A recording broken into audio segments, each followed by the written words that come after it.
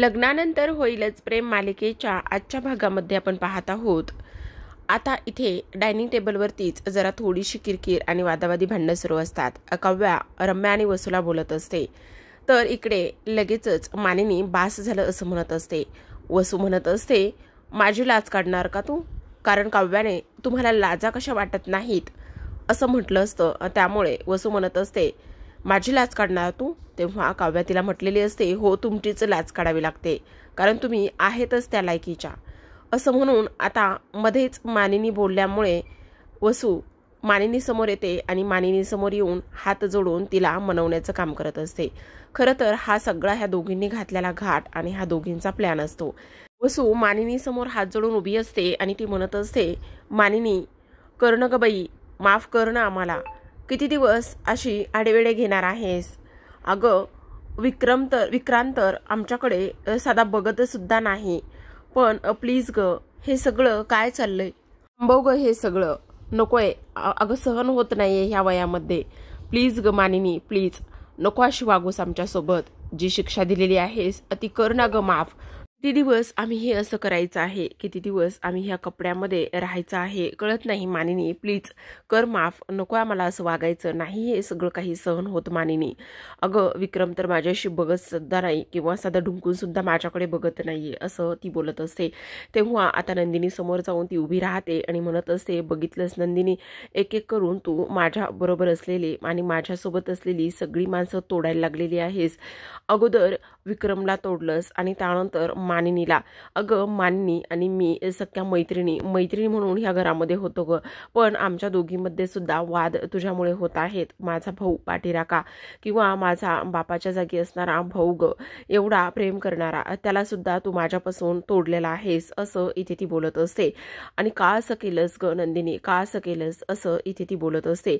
असं बोलल्याबरोबर आता लगेचच इथे वसू चक्कर येऊन पडल्याचं नाटक करते आणि चक्कर येऊन पडल्याचं नाटक केल्याबरोबर आता तिला इकडे रूममध्ये शिफ्ट केलं जातं। लगेचच त्यांच्या फॅमिली डॉक्टरांना बोलावून घेतलं जातं आणि फॅमिली डॉक्टरांना बोलावून घेतल्यानंतर त्यांना ट्रेस आणि ब्लड प्रेशर वाढल्यामुळे ह्या सगळ्या गोष्टी झाल्यात असं डॉक्टर सांगत असतात।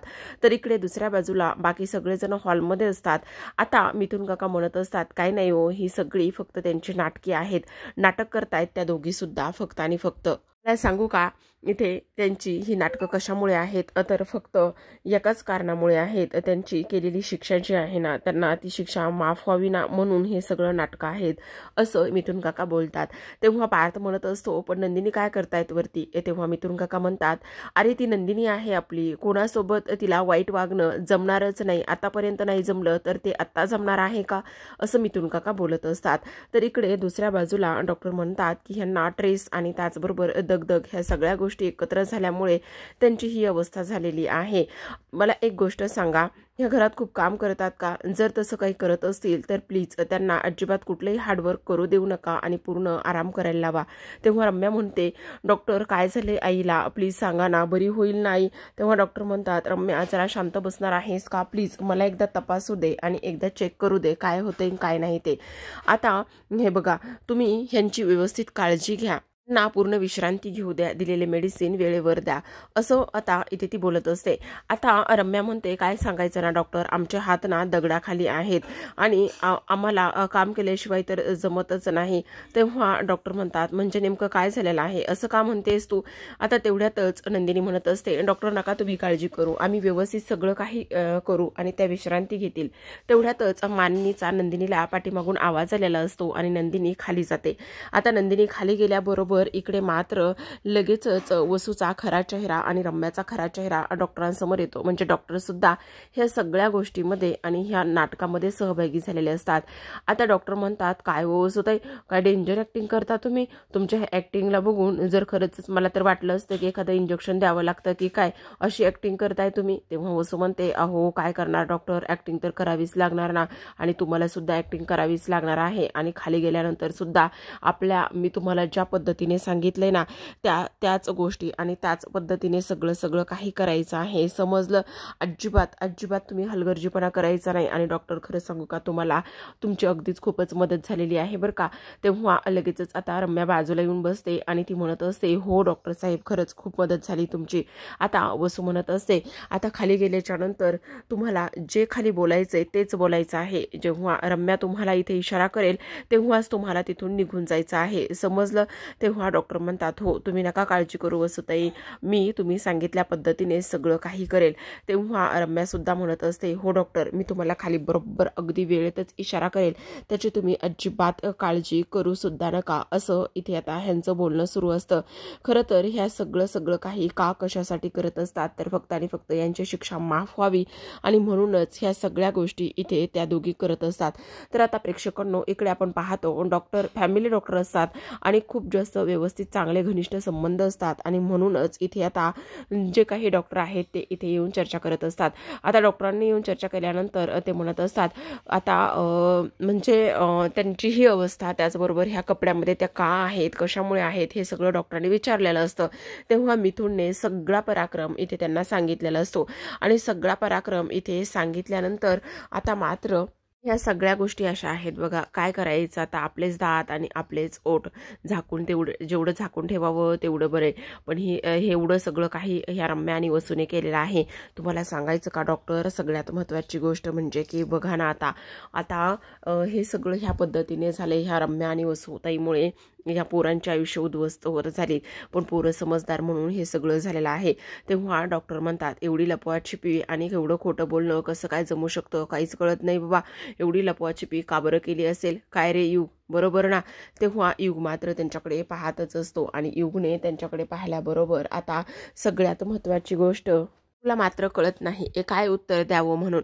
तेव्हा डॉक्टर म्हणतात, काय युग, बरोबर बोलते ना मी, पण असा शांत का आहेस, काय झालेलं आहे? तेव्हा युग म्हणतो, काही नाही डॉक्टर, तुम्ही असं अचानकच रिॲक्ट बोललात ना, विचारलं ना, त्यामुळे मला कसं रिॲक्ट व्हावं, काय करावं, ह्या गोष्टी मात्र मला समजल्या नाही, कळल्या नाही. असं इथे आता तो बोलत असतो. अरे पण मलाच उलट तुझ्याकडे पाहून काय बोलावं आणि काय विचारावं ही गोष्ट मला कळेना, तर तुला काय कळणार आहे? तेव्हा युग म्हणतो, नाही मला समजलं डॉक्टर. अरे तुला मी असं इथे पाहिल्यानंतर मला थोडासा प्रश्न पडला, तू आणखी सुद्धा कॉलेजला का गेला नाहीये? अरे आमची मिताली तर कधीच गेली. आता तेव्हा युग शांत बसलेला असतो आणि कधीच इथे व्हेकेशन संपलेले आहेत, मग तरीसुद्धा तू इथेच आहेस, म्हणून तुझ्याकडे पाहून मला प्रश्न पडला. आता सावरासावर करायची म्हणून पार्थ म्हणतो, आता काय आहे ना, ते आमचं थोडंसं शेंडीफळ आहे ना, त्यामुळे थोडासा वेळ थांबलाय आणि फॅमिलीसोबत राहायला त्याला खूप मजा येते, खूप आवडतं ना, म्हणून इथे तो राहिलाय. तेव्हा आता पार्थ काव्या म्हणत असते, म्हणजे डॉक्टर नेमकं तुम्हाला काय म्हणायचं, मिताली कोण? तेव्हा पार्थ म्हणत असतो, मिताली यांची मुलगी, यांची मिताली आणि आपला युग एकाच कॉलेजमध्ये आणि MBA करतायत, असं इथे तो सांगतो. आता इकडे मात्र युग थोडासा शांत बसतो. आता लगेचच डॉक्टर म्हणतात, हो मिताली गेलेली आहे, अच्छा असं आहे, तर मग काय युग, रिझल्ट कसा लागला? तेव्हा युग मात्र शांतच बसतो. रिझल्ट? तेव्हा पार्थ म्हणतो, रिझल्ट? हो. तेव्हा युग म्हणतो, नाही रिझल्ट आणखी लागलाच नाहीये. तेव्हा डॉक्टर म्हणतात, अरे असं कसं नाही लागला रिझल्ट? आत्ता तर गणपतीच्या वेळेस मिताली आली, तेव्हा मिताली तर तिचा रिझल्ट सोबतच घेऊन आली आणि तुझा कसा काय रिझल्ट लागला नाही? तर मानिनी जी चहा बनवायला गेलेली असते त्या मानिनी समोर डस्टबिनमधला कचरा खाली पडलेला दिसतो. आता मानिनी म्हणते, काय ही रम्या, काय केलंय हे सगळं, कचरा असा कसा टाकला हिनं? आणि शिबाई, काय ही रम्या, कशी कामं करतात ही लोक? आणि पाहते तर आता तिच्या हातामध्ये एक इन्व्हलप असतं आणि हे इन्व्हलप वगैरे असं कचऱ्यामध्ये का टाकलंय? आता हे सगळं दृश्य इथे रम्या पाहतच असते, कारण तिला हे सगळं काही घडून आणायचं होतं आणि ते बरोबर त्यांच्या प्लॅनच्या दिशेनेच चाललेलं असतं.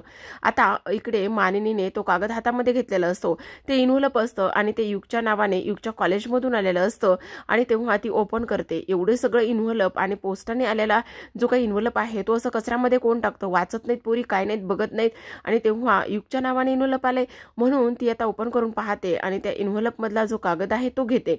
आता त्यामध्ये असते मार्कशीट पाहिल्या झाल्यानंतर युगची मार्कशीट असते आणि युग चक्क फेल झालेला आहे, ही गोष्ट मानिनीला खूपच धक्कादायक असते. आता लगेचच इकडे रम्याने बरोबर वेळीच डॉक्टरांना इशारा केलेला असतो आणि तेव्हा डॉक्टर म्हणतात, बरं चला ठीक आहे, मी येतो आता, मला एक पेशंट आहे ना त्यामुळे जावं लागणार आहे. अहो डॉक्टर असं काय करताय, चहा ठेवलाय ना तुमच्यासाठी? नाही नाही असू द्यात, आता मला चहा वगैरे काही नकोय, मला आता निघालं पाहिजे, वेळ झालेली आहे आणि वेळेत पोहोचणं गरजेचं आहे, पेशंट क्रिटिकल आहे, असं म्हणून डॉक्टरनं तिथून पळ काढलेला असतो. आता मानिनी इथे आलेली असते आणि मानिनीच्या हाती तर मार्कशीट असतेच आणि मार्कशीट असल्या कारणाने मानिनी येते आणि मानिनी आल्याबरोबर इकडे आता युग समोर पार्थ असतो आणि पार्थ म्हणत असतो, काय चाललंय युग, खोटं बोलतोस आमच्याशी? रिझल्ट लागलाय आणि आम्हाला सांगितलं पण नाही येतो आणि कॉलेज पण तिकडे सुरू झालेलं आहे, तरी सुद्धा तू इथेच का आहेस युग? हा, रम्या हसायला लागलेली असते. तेव्हा मानिनी तिथे येते आणि मानिनी म्हणत असते, कसं सांगेल तो, नापास झाला युग. युग हे सगळं काय आहे? बोल युग, ही मार्कशीट आहे, तुझा रिझल्ट लागलाय आणि तरी सुद्धा तू आम्हाला ह्या गोष्टी सांगितल्या नाहीयेस, का केलंस असं तू युग? बोल, तुझी हिंमत कशी झाली आमच्यासोबत असं वागण्याची आणि ह्या सगळ्या गोष्टी लपवाछपी करण्याची? युग, का केलंस तू असं, का केलंस असं? आता मानिनी त्याला विचारत असते.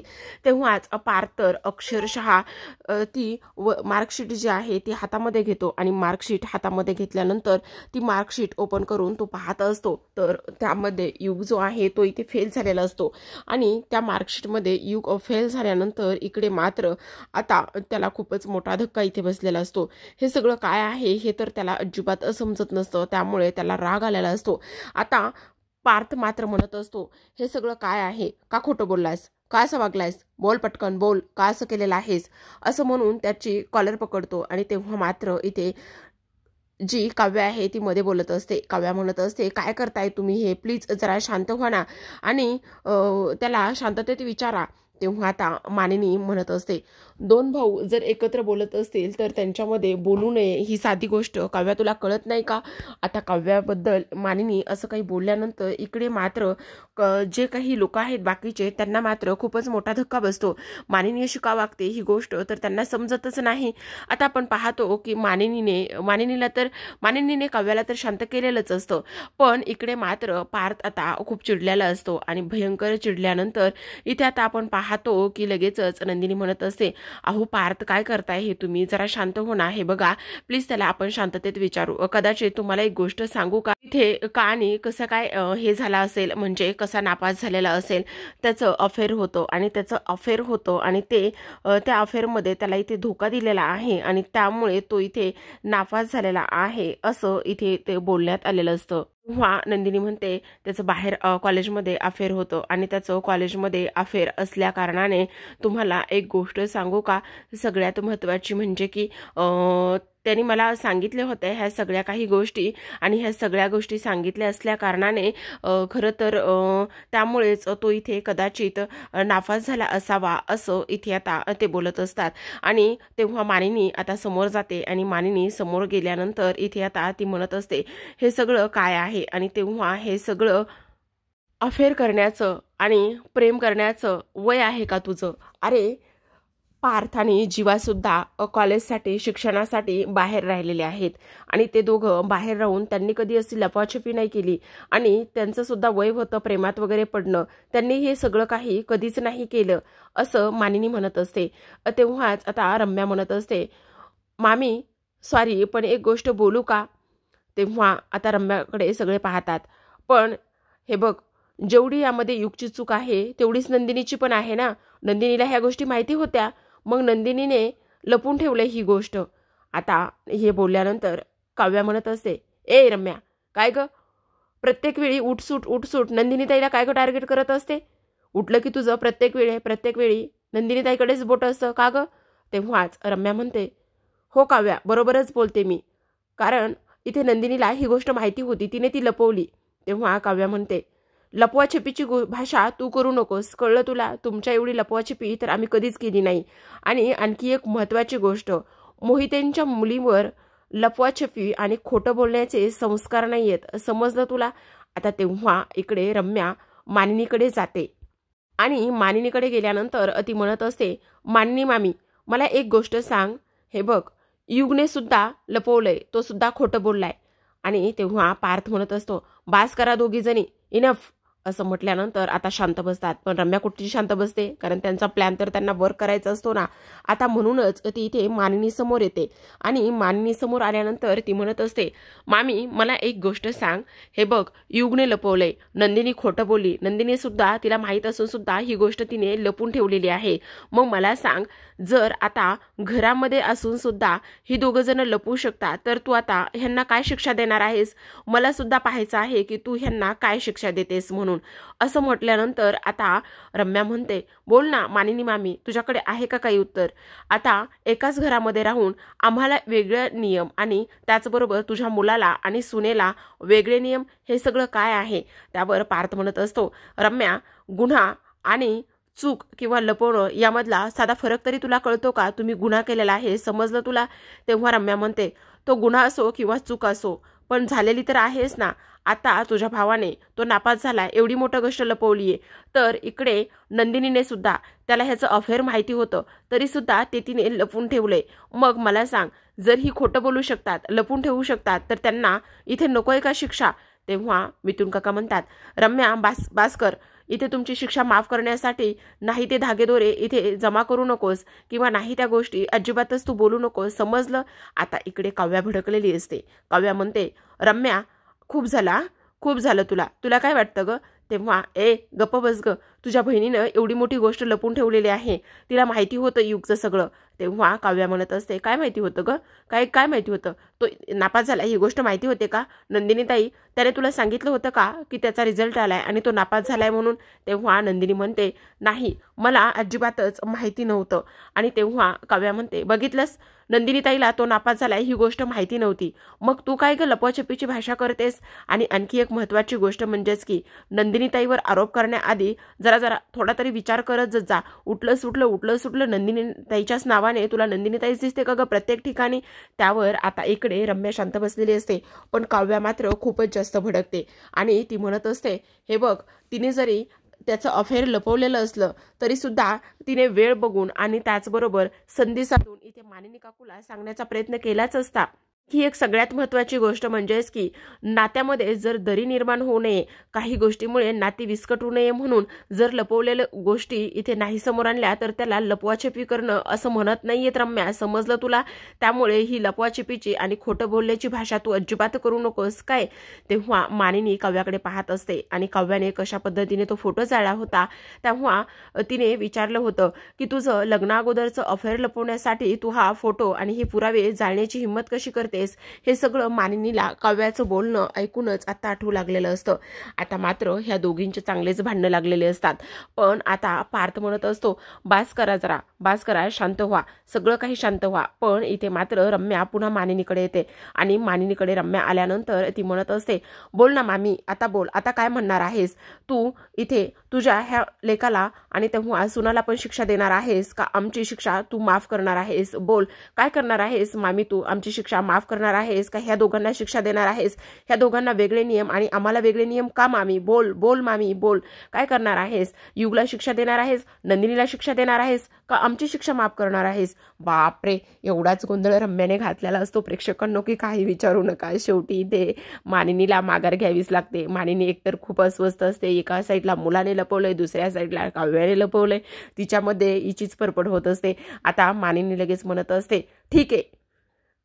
असं म्हटल्याबरोबर आता मात्र सगळ्यांना शॉक लागल्यासारखा असतो. सगळेजण एकमेकांकडे पाहतायत. चक्क मानिनीने हिची शिक्षा माफ केलेली आहे असं म्हणून काव्या पार्थकडे, नंदिनी पार्थकडे, पार्थ ह्या दोघींकडे, मिथुन काका शॉकमध्ये, असं सगळं वातावरण इथे माहोल क्रिएट झालेला असतो.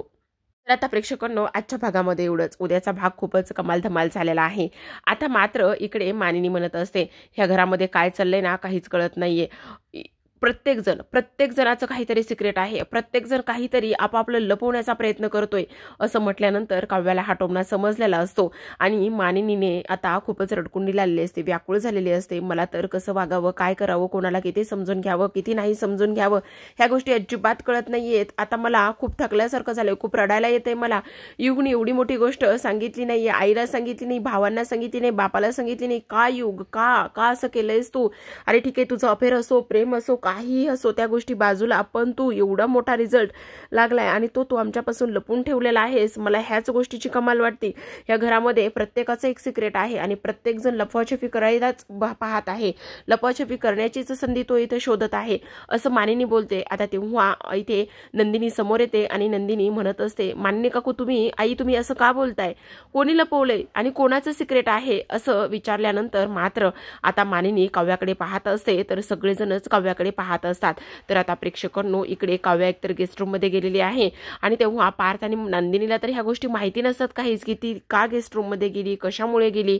तेव्हा आता इकडे जी नंदिनी आहे ती विचारात पडलेली असते आणि तेव्हा प्रेक्षकांनो, खरंच पार्थाने इथे नंदिनी समोर काव्या गेस्ट रूम मध्ये जाण्याचं आणि घरातील प्रत्येक जणाचं काही ना काही सिक्रेट आहे, प्रत्येक जण काही ना काही लपवत आहे, ही गोष्ट काव्याची जी आहे ती नंदिनी आणि पार्थ शोधून काढतील का?